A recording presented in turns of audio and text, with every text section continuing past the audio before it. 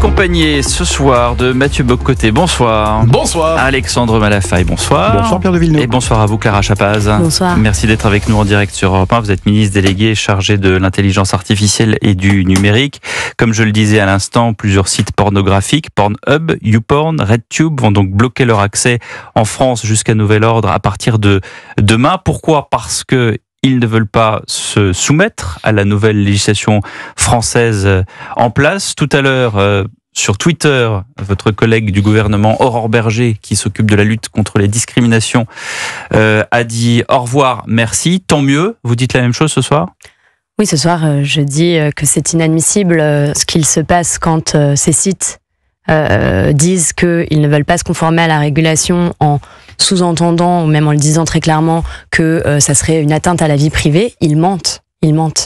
Parce que ce qu'on a voulu faire avec la loi qui nous permet de protéger les mineurs face à ces contenus pornographiques, c'est tout simplement de dire que on ne stigmatise pas les adultes qui veulent consommer ce contenu, ils font bien ce qu'ils veulent, mais on ne doit pas le faire au détriment de la protection de nos enfants. Mais aujourd'hui, quand un mineur va sur ce genre de site, et c'est la même chose d'ailleurs sur les sites pour les alcools, etc., il y a juste cliquer pour dire que vous êtes majeur. N'importe qui peut cliquer. Est-ce que ça, on va le changer ? Mais c'est bien le problème. Aujourd'hui, n'importe qui cherche à accéder à ce type de contenu en a fait l'expérience. On tombe sur le site internet et on a devant nous un bouton qui dit « j'ai plus de 18 ans » et je clique dessus.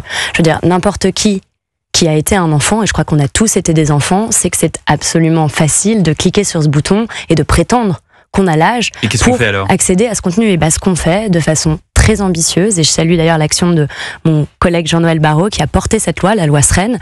On a dit, était ministre du numérique France, avant et qui aujourd'hui est ministre des Affaires étrangères. Pour resituer, voilà. Tout à fait, qui était ministre du numérique à l'époque, et on a dit, et le Parlement a voté cette loi en grande majorité, 360 voix ont voté cette loi. On a dit quelque chose très simple, on a dit que la France allait être en avance sur cette question et obliger les sites pornographiques à vérifier l'âge des utilisateurs. De la même façon que quand on se rend dans un sex shop, on doit prouver qu'on a plus de 18 ans et ça ne choque personne. C'est plus facile, j'allais dire, le caissier, il voit si vous avez 13 ans ou 18 ans. Mais les plateformes, elles ont des solutions techniques pour le faire. Ah oui, on a créé un référentiel, ce qu'on appelle le double anonymat, avec l'ARCOM et avec le concours de la CNIL, parce que la protection des données privées, c'est très important. Et c'est là où je suis en colère. Parce que quand les sites YouPorn, Pornhub disent qu'il n'y a pas de... ça mettrait en péril la vie privée, c'est un mensonge parce qu'aujourd'hui, on a, avec ce référentiel, permis à de nombreux sites qui se sont déjà mis en conformité de protéger nos enfants sans avoir accès à l'information de l'utilisateur. En double anonymat, c'est-à-dire qu'on se connecte, la plateforme a simplement l'information de l'âge, il y a plein de solutions pour le faire. Ça peut être la pièce d'identité, ça peut être un tiers de confiance, ça peut être même, j'ai rencontré une solution technique qui utilisait le mouvement de la main pour déterminer l'âge de l'utilisateur. Toutes ces solutions existent. Donc c'est très avancé. Ouais. Toutes ces solutions existent et permettent de faire quelque chose de très simple, de garantir que nos enfants n'ont pas accès à des contenus qui ne sont pas faits pour eux. Mathieu Bock-Côté sourit, pourquoi ? Non, je m'amusais du mouvement de la main sur un site pornographique, pardonnez-moi, j'avais environ 7 ans d'âge mental. Ah oui, bon, mais de manière plus sérieuse, cela dit, alors la régulation des contenus pornographiques, je pense que tout le monde comprend que c'est une nécessité pour les plus jeunes. Ensuite, est-ce que vous ne craignez pas que cette volonté de réguler plus largement les plateformes, les sites, et ainsi de suite, est-ce que vous ne craignez pas qu'il y ait sous d'honorables prétextes, dans ce cas-là, on ait la tentation de réguler toujours davantage, comme je l'entendais ces jours-ci suite aux événements de ce week-end. Il faudrait aussi réguler les réseaux sociaux, limiter l'expression de telles scènes qu'on a pu capter comme vidéo, ainsi de suite. La volonté déjà entendue, je crois, de membres de votre gouvernement qui disait peut-être même suspendre les réseaux sociaux si ça devient nécessaire. Donc je comprends la régulation dans le cas que vous donnez, mais est-ce qu'il n'y a pas aujourd'hui une tentation liberticide dans la volonté d'encadrement? Il y a une tentation, même pas une tentation. Il y a un espace numérique qui s'est construit au détriment de nos jeunes. Et je crois qu'il faut être très clair sur cette question. Si les sites pornographiques avaient pris leurs responsabilités et avaient décidé qu'ils ne se feraient pas d'argent sur nos enfants, parce que c'est ce qui se passe, YouPorn, Pornhub, c'est plus de 400 millions d'euros de chiffre d'affaires, qui ne se feraient pas d'argent sur nos enfants, qui, dès 12 ans, régulièrement, vont voir ces contenus qui ne sont pas pour eux. S'ils avaient pris leurs responsabilités, ça serait. Donc moi, je suis pas surprise de ce bras de fer là de YouPorn, Pornhub et compagnie. Je m'attendais pas à ce qu'ils disent tiens, la date arrive vendredi, je vais mettre un petit peu de vérification. Mais vous avez compris, si je peux me permettre, je précise ma question, je la croyais plutôt claire. Il y a la question du contenu pornographique. tout le monde à peu près s'entend sur ça. Mais une fois que c'est dit, la tentation de la régulation des contenus sur les réseaux sociaux va beaucoup plus loin, n'importe quel contenu. Et si je peux me permettre, mais ça c'est peut-être mon défaut nord-américain, je me méfie terriblement lorsque l'État veut me dire, je parle pas de la pornographie ici, mais plus largement, lorsque l'État me dit que j'ai le droit de regarder, de quelle manière regarder, comment interagir, ce qui est un contenu haineux, pas haineux, des informations, pas informations. Là, je m'inquiète lorsque l'État décide de jouer au tuteur. Mais je vais vous répondre parce que, vous voyez, sur le contenu pornographique, vous êtes d'accord. Vous vous dites, ça pose pas de questions, c'est normal, on veut protéger nos enfants. Quand on passe sur les réseaux sociaux, là aussi, c'est pas on veut, c'est on a décidé, en européen, que les réseaux sociaux devaient respecter nos règles, c'est-à-dire que, de la même façon, en ligne comme hors ligne, il y a les mêmes règles. Et dans ce pays, vous avez dit d'Amérique du Nord, c'est pas tout à fait la même chose, mais dans ce pays, il y a un certain nombre de contenus qui sont simplement illicites. Je n'ai pas le droit à cette antenne de me mettre à avoir des contenus contre les homosexuels, des contenus racistes, des contenus qui appellent au terrorisme. C'est interdit. Et il n'y a aucune raison, et nous avons fait ce choix, que ce qui est interdit hors ligne soit autorisé en ligne. C'est tout simple, c'est la façon dont on a défini notre vivre ensemble, notre liberté d'expression, qui est un droit absolument fondamental, mais qui est encadré. Absolument, j'en suis pas certain. Alexandre Malafaille. Comme toujours, c'est la question du glaive et du bouclier, donc il y a toujours des parades. Est-ce que vous ne craignez pas des détournements, l'usage de VPN ou autres qui pourraient évidemment permettre d'accéder à ces sites? Et deuxième question. Les VPN, on explique peut-être à ceux qui... Oui, en fait, c'est une connexion par le biais de services à l'étranger qui vous permettent de réaccéder en fait aux services que vous voulez sans avoir effectivement un autre couloir aérien numérique. Exactement.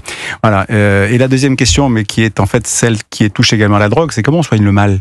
Parce que finalement, il y a une consommation qui est impulsive, compulsive, qui commence très tôt, très jeune. Et ça, comment est-ce qu'on fait en sorte que, plutôt que d'empêcher, il y a toujours le risque de contournement, comment on entrave finalement l'envie, comment on éduque, comment on fait en sorte que pédagogie. Que ce soit un peu moins... Est-ce que c'est du ressort du numérique, un peu moins déviant d'ailleurs. Oui, pour la première question, je ne crains pas, je le sais, je veux dire, on a tous été des enfants. Combien d'entre nous ont essayé avec un ami un peu plus âgé d'aller acheter une bière au supermarché parce qu'on voulait boire une bière alors qu'on n'avait peut-être pas l'âge de la boire. Des révélations que vous nous faites. Combien d'entre nous Non, mais je veux dire, on a tous été des enfants, donc on sait très bien que un enfant potentiellement essaiera de contourner la règle. Je ne suis pas naïve. Pour autant, je pense que ce qui est très important dans la question du contenu pornographique, c'est qu'il y a plus d'un enfant sur 3 qui tombe sur ce contenu par hasard. Par hasard. C'est-à-dire qu'il va chercher une information, peu importe d'ailleurs ce qu'il est en train de chercher, et il va tomber sur ce contenu-là. Et c'est sa première rencontre avec ce contenu pornographique. Il ne l'a pas voulu. Et ça, c'est le minimum des protections. Alors, il y aura toujours, comme avec toute règle, des façons d'essayer de contourner. Mais aujourd'hui, notre responsabilité, comme les sites eux-mêmes ne la prennent pas, c'est de protéger nos enfants. Clara Chapaz, autre sujet, les réseaux sociaux sont une menace pour les moins de 15 ans. On a parlé de Skinny Talk, qui est donc ce réseau social qui faisait l'apologie de la maigreur. Mais il y a plein d'autres choses. Il y a par exemple ces influenceuses qui expliquent comment il faut parler à son mari. Et là, je fais référence au rapport sur les frères musulmans. Il y a l'hyperviolence des jeunes qui est également apologie sur... Qu'est-ce qu'on fait sur les réseaux sociaux? Comment est-ce qu'on peut réguler ça sans, évidemment, vous parliez du glaive et du bouclier, Alexandre, c'est tout à fait juste, sans être totalement liberticide? Oui, vous parliez aussi de l'éducation et j'y reviendrai parce que je me permets une tout petit aparté là-dessus. Bien sûr que l'éducation, c'est fondamental. J'ai été avec Sarah El Haïry, la haute commissaire à l'enfance, auprès d'une association qui s'appelle We Are Lovers, dans un collège il y a quelque temps, qui fait de la sensibilisation à l'addiction à la pornographie. C'est extrêmement important de parler, d'expliquer aux jeunes que déjà on peut en parler. Et d'ailleurs, j'invite tous les parents qui nous écoutent ce soir à avoir ces conversations en famille avec leur enfant. Ça ne doit pas être tabou. On doit pouvoir en parler dans la société, mais on doit pouvoir aussi protéger. Le temps nous manque. Et sur les réseaux sociaux, la réponse, elle est simple, c'est de dire, comme je l'expliquais tout à l'heure, qu'en Europe, on a fait le choix de dire que les réseaux sociaux sont responsables de s'assurer que les contenus illicites ne sont pas mis en ligne sur leur plateforme. Ils sont responsables aussi de ce qu'on appelle des risques systémiques, donc de nous protéger contre ces risques systémiques. Et l'exemple dont vous parliez, Skinny Talk, je vais juste expliquer très rapidement ce que c'est Skinny Talk. Skinny Talk, c'est une tendance sur TikTok, le réseau social TikTok, qui...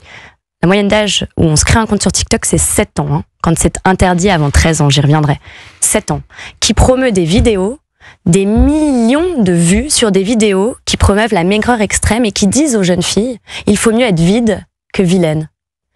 tu entends ton estomac gargouiller, c'est super, il t'applaudit parce que tu t'es affamé. C'est le genre de contenu qu'on trouve sur cette plateforme par millions de contenus. Et donc, ce qu'on a fait sur cette question-là, parce que TikTok n'a pas pris tout de suite ses responsabilités, c'est qu'on ne les a pas lâchés. Donc moi, je suis allée voir TikTok en France. Je leur ai demandé à ce qu'ils agissent et qu'ils bloquent ce type de contenu. Ils ne l'ont pas fait. On m'a dit, c'est à Dublin que ça se passe, il y a un centre de responsabilité et de transparence. Très bien, j'ai pris l'avion, je suis allée à Dublin. À Dublin, qu'est-ce qu'on m'a dit? C'est compliqué, Madame la Ministre, les règles d'utilisation, vous savez, c'est pas blanc, c'est pas noir, il faut qu'on réfléchisse. Je leur dis, mais qui fait les règles? Qui fait les règles? C'est vous.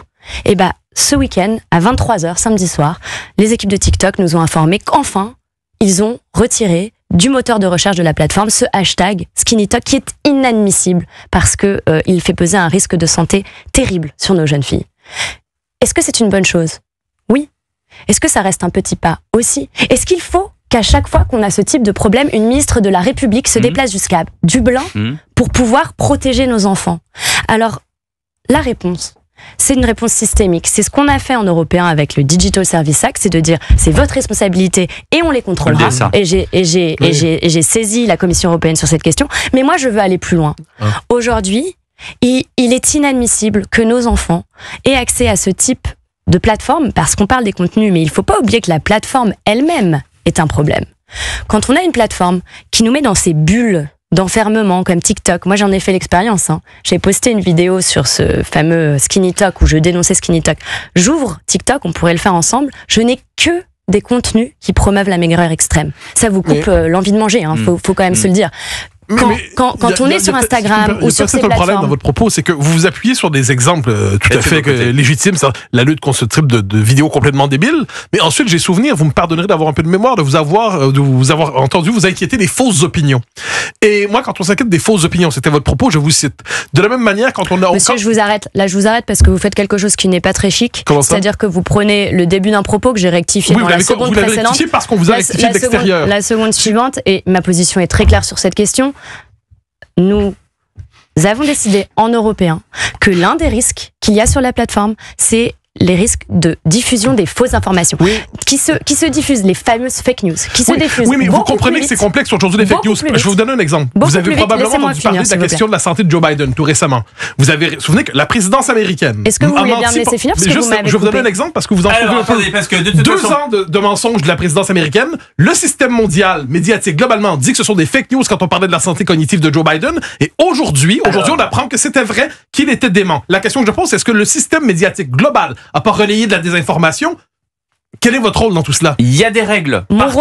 Il y a des règles partout, ici aussi. Et la règle chez moi, c'est qu'il y a une pub qui part maintenant. Donc vous allez répondre, mais après la pub, Clara Chapaz. Et merci de votre compréhension, comme on dit dans le langage courant. À tout de suite sur Europe 1. Merci Maëlle Asseni. Europe 1 Soir. 19h, 21h, Pierre de Villeneuve. Toujours avec Alexandre Malafaille, Mathieu Bock-Côté, Clara Chapaz, ministre délégué chargé de l'intelligence artificielle et du numérique, et Mathieu Bock-Côté qui repose sa question. En quelques secondes. Donc vous inquiétez de la désinformation sur les réseaux sociaux. Moi, je vous réponds par l'exemple suivant. Joe Biden, santé, on a tous été témoins pendant plusieurs années de son effondrement cognitif. La Maison-Blanche mentait explicitement sans gêne. À la rigueur, c'est normal, les politiques mentir, ça fait un peu partie du boulot. Mais cela dit, les médias relayaient la chose, conscients de relayer un mensonge, et accusaient de désinformation et de fake news ceux qui nommaient la démence ouverte de Joe Biden. 2 ans plus tard, un livre est sorti, vous avez peut-être vu il y a une dizaine de jours, qui dit effectivement, il y a eu un cover-up pour masquer l'état de sa santé cognitive. Effectivement, les médias y ont participé. Effectivement, tu as des désinformations. Alors moi, je dis, c'est très bien de s'inquiéter des mauvais tweets qui peuvent passer sur X, mais ça, c'est quand même la désinformation un peu plus lourde. Alors, je vois que on se dit que finalement c'était peut-être pas si court que ça la question, donc je vais essayer d'être courte dans la réponse. Vous me questionnez sur ce qui s'est passé tout ça aux États-Unis. Moi, en fait, pourquoi je suis là ce soir? Pour les gens ici, là, en France, qui nous écoutent, toutes les familles qui nous écoutent, c'est pour leur dire quelque chose de très simple. On n'a pas besoin de rentrer dans tout ça. C'est que ma priorité, c'est de protéger les enfants en ligne. Alors, on peut chercher plein d'excuses de pourquoi la régulation c'est pas bien, ceci, cela. Moi, je refuse aujourd'hui qu'un enfant de 12 ans, toutes les semaines, il puisse avoir accès, en cliquant sur un bouton, à du contenu pornographique. Et je pense mais ça, vous l'avez expliqué, Clara Chapaz. Vous êtes conscient que les 2 sujets sont liés? Mais alors non, les 2 sujets sont pas liés. Protéger les enfants de l'accès aux sites pornographiques, c'est un de mes combats. Et il y a un deuxième combat, c'est la protection des enfants tout court sur les réseaux sociaux. Et ça, je veux bien qu'on en parle aussi. Parce que vous parlez de désinformation, moi je veux vous parler de quelque chose qui est à mon sens une vraie priorité, c'est que sans aller sur le contenu, les réseaux sociaux, pourquoi c'est un problème pour nos enfants ? C'est même pas tant pour ce type de contenu, c'est parce que, comme je le commençais à le dire tout à l'heure, quand on a été interrompu par la page de publicité, excusez-nous. Non mais j'entends, c'est important. Sur les réseaux sociaux, on a des phénomènes qui juste ne sont pas appropriés pour les plus jeunes. Des phénomènes d'enfermement, des phénomènes de troubles de l'attention, parce qu'on a des vidéos très courtes comme ci, comme ça, des phénomènes de recherche Mais je crois qu'on est du tous like. d'accord avec ça, madame. Ah, vous êtes d'accord pour... Ah bah très bien. Qu'il y ait des pathologies propres aux réseaux sociaux, que ça détruise l'esprit de la jeunesse, il n'y a aucun doute là-dessus. Eh ben, très bien, moi c'est ma priorité. D'accord, et moi ce que je vous demandais, c'est que vous n'avez pas l'inquiétude, mais je constate que c'est pas le cas, entre la régulation exagérée et ça. Mais c'est pas de la régulation exagérée.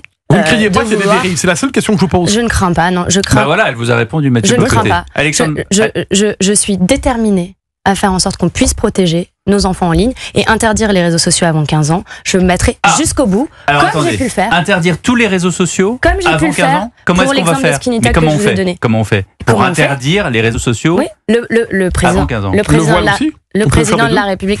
Non, moi je vous le dis, sur les réseaux sociaux avant 15 ans. Donc j'aimerais qu'on arrête de tout mélanger pour que les gens entendent bien quelles sont mes priorités. Je veux protéger les enfants en ligne. Et comment? Pourquoi? Je crois que c'est clair, vous l'avez dit, vous êtes d'accord. Comment, Clara Chapaz? Sur la santé mentale de nos enfants, c'est un vrai problème. Comment empêcher les réseaux sociaux avant 15 ans? Je plaide pour une véritable vérification d'âge sur les réseaux sociaux. Parce que c'est la même façon que le petit bouton là de j'ai plus de 18 ans. C'est la même chose. On a des outils. Et on a des outils. Ces plateformes qui nous disent, d'ailleurs c'est les mêmes, ces plateformes qui nous disent je ne sais pas quel âge a mon utilisateur, alors qu'ils savent où est-ce que j'ai fait mes courses, où est-ce que j'habite, qu'est-ce que j'aime manger le soir, à midi, à 4 heures, et qu'ils peuvent me cibler avec de la publicité extrêmement précise, mais que quand il s'agit de savoir l'âge, ils ne savent pas, c'est cynique. C'est cynique. Et quand aujourd'hui, une plateforme comme Meta fait de la publicité partout, sur votre antenne certainement, on ne l'a pas entendu, ça aurait été d'actualité, mais sur les antennes des radios, dans le métro, à la gare, je suis sûre que vous les avez vues ces publicités. Je demande que l'Union européenne me régule pour protéger les enfants, mais que ça soit l'App Store qui vérifie l'âge. C'est un peu comme si j'avais un comportement déviant. Je sais que c'est déviant, mais bon, j'aimerais bien qu'on me régule quand même. Et puis d'ailleurs, c'est par exemple si j'avais un comportement déviant envers les enfants, ça serait bien qu'on éloigne les enfants. C'est pas vraiment ma responsabilité à moi de faire quelque chose. Et bah ça doit cesser. Et donc moi je me bats au niveau européen. Et on a été très ambitieux au niveau européen avec le règlement dont vous parliez. Pas qu'au niveau européen, puisque vous avez reçu hier avec Aurore Berger l'ensemble des plateformes. Qu'est-ce que vous leur avez dit? Et on leur a dit que nos règles, c'est nos règles. Et c'est pareil pour les sites pornographiques. Qu'est-ce qu'ils vous ont répondu? S'ils ne veulent pas respecter nos règles et qu'ils disent on s'en va, et bah tant mieux. Non mais très bien ça. Qu'est-ce qu'ils vous ont dit les autres? Meta, Facebook, TikTok. Qu'est-ce qu'ils ont dit toutes les plateformes? Mais les plateformes, excusez, Est-ce que vous les avez tous reçus hier? Je les ai reçus hier, je les ai reçus il y a 2 mois, je les recevrai demain, je les recevrai dans quelques mois. Comme je vous l'ai dit, moi je ne lâcherai pas sur ces combats-là. Et ils nous ont dit quelque chose de très simple, que la protection des mineurs, ils avaient un peu comme vous bien conscience que c'était une priorité et que d'ailleurs dans leurs conditions d'utilisation, les réseaux sociaux sont interdits aux moins de 13 ans. Je ne l'invente pas, c'est déjà dans les conditions d'utilisation. Mais que tout ça a été très compliqué, donc moi je leur réponds que nous avons des solutions. Nous avons des solutions. Et vous allez travailler ensemble? Et nous allons y travailler. Et ils sont d'accord? Mais bien sûr, mais ils n'ont pas le choix, c'est la loi. C'est la responsabilité des plateformes, des sites pornographiques, de vérifier l'âge. C'est la loi. La responsabilité des réseaux sociaux d'être responsables des risques qu'il y a sur leur plateforme, c'est la loi. Et la responsabilité des réseaux sociaux de vérifier l'âge d'utilisateur, ça sera la loi très bientôt. Donc, notamment les vidéos qui concernent l'entrisme islamiste dont je parlais tout à l'heure, ça sera régulé par les plateformes. Mais ça l'est déjà. Dans le ça cadre. Est déjà. On peut faire la manip, vous et moi, on peut trouver beaucoup de choses. Parce que, pour revenir à ce que disait monsieur, ce que nous avons décidé en Europe, c'est que la responsabilité, elle est sur les plateformes. Et ça, je pense qu'il faut que ça soit très clair. Ce n'est pas le gouvernement ou la Commission européenne ou je ne sais qui vidéo par vidéo, dit ça c'est ok, ça c'est pas ok. Les plateformes, elles ont la responsabilité de s'assurer que tout contenu illicite ne doit pas être sur la plateforme. L'enjeu est majeur parce que derrière tous ces enjeux de cette question de désinformation et de manipulation, il y a une question fondamentale qui est celle de la déstabilisation de notre vieux monde. Il y a un très beau rapport de l'OTAN dont une phrase qui est la dernière disait que l'ultime champ de bataille c'est le cerveau humain. C'est ce qui est en train de se jouer aujourd'hui. Donc là, on régule, on se défend, mais comment est-ce qu'à un moment donné on est capable de riposter, voire d'attaquer, parce qu'on sait d'où viennent les coups. Une bonne partie de ces coups-là, on sait qu'ils sont pas simplement le fruit du hasard. Donc à un moment donné, est-ce qu'on est capable de changer de braquet pour rééquilibrer le rapport de force, parce que ce qui se passe effectivement avec cette guerre des cerveaux est redoutable. Et pas qu'uniquement sur des questions qui touchent à la pornographie. Oui, je pense que c'est important ce que vous mentionnez parce que cette question de la manipulation d'informations, c'est un concept qui parfois peut être assez flou et on a eu des exemples récents, vous y faites référence, qui montrent bien que c'est très réel. Quand l'image du mouchoir que peut-être certains ont vu sur les réseaux, on fait croire, et c'est très orchestré, je pense que les gens, il faut qu'ils en prennent conscience, ça a été dit, on fait croire que ça ne serait pas un mouchoir. On voit bien qu'il se passe sur ces réseaux sociaux des phénomènes d'ingérence, comme vous l'avez dit. L'ingérence, c'est quoi? C'est des puissances étrangères qui tentent de déstabiliser via ce type d'informations factuellement fausses. Et donc, pour revenir à votre question, il y a plusieurs choses. Il y a les plateformes, leur responsabilité, c'est de s'assurer de mettre en place des solutions efficaces pour lutter contre ce type de phénomène. Et il y a toute la stratégie offensive sur laquelle vous m'interrogez. Moi, je suis ministre du numérique, donc c'est pas le portefeuille que j'occupe. Mais vous représentez le gouvernement ce soir. Mais je pense qu'on voit bien aujourd'hui de façon très claire ce qui se passe en ligne. Et donc, c'est un enjeu majeur. Alors, si je peux me permettre, vous me donnez raison malgré vous. C'est-à-dire, vous m'avez dit d'abord, il n'y a rien à voir entre la question de la pornographie pour les enfants et de l'autre côté, la régulation du numérique. Vous venez de faire le lien vous-même. Donc, je dis la régulation du numérique au sens large. On peut trier les éléments. Il y a la question de la pornographie. On est tous d'accord. La question de la régulation plus largement. Moi, j'y reviens parce que c'est très important, je crois. La désinformation, elle ne vient pas que du numérique. Quand, par exemple, je donne un exemple, les événements de samedi-dimanche, vous regardez la presse mainstream, entre guillemets, pendant 48 heures, on nous explique que ça s'est bien passé, oui, il y a eu quelques débordements, mais rien d'essentiel. Et après coup, parce que des images sont remontées à la surface grâce aux réseaux sociaux et qui n'auraient peut-être pas réussi à passer le filtre des médias plus traditionnels, on est obligé de tenir compte ensuite de ces images qui, en d'autres circonstances... Vous avez peur de la Pravda, en fait. Mais la pravdaïsation des médias m'inquiète en général. Ça, c'est une inquiétude et je pense que c'est pas une inquiétude illégitime. Tout pouvoir tend à abuser de son pouvoir, même en démocratie. Qu'est-ce qu'on fait contre ça? Écoutez, moi, je suis ministre du numérique et ce que je fais, encore une fois, j'y reviens, c'est que je protège les enfants, nos citoyens, des dérives du numérique. Encore une fois, le numérique, c'est un outil formidable. Il y a plein de choses qu'on peut faire avec le numérique qui sont très positives. Mais vous protégez tout le monde. Il y a des choses aussi qui font des dérives, qui ont des conséquences très concrètes sur le développement de nos enfants. Et je refuse qu'on s'interdise de trouver et de chercher des solutions pour ce type de problématique parce que c'est absolument fondamental. Quand 40% des enfants 40%. Mais vous revenez toujours aux enfants. On vous a posé une question sur la désinformation, vous avez répondu sur la désinformation. Oui, je vous en pose une sur ça, vous revenez sur les enfants, j'essaie de comprendre. Mais parce qu'aujourd'hui, pourquoi je suis là à la base? Mais non, vous êtes là pour répondre aux questions. Pardonnez-moi, vous êtes ministre, mais on fait notre travail. Je vous réponds à vos questions. Je suis là pour vous dire, ma priorité, c'est protéger les enfants en ligne. On a une grande étape aujourd'hui avec les sites pornographiques. 2, on a encadré les réseaux sociaux, on leur a donné une responsabilité sur les contenus illicites, sur les risques qu'on appelle systémiques, les manipulations d'informations.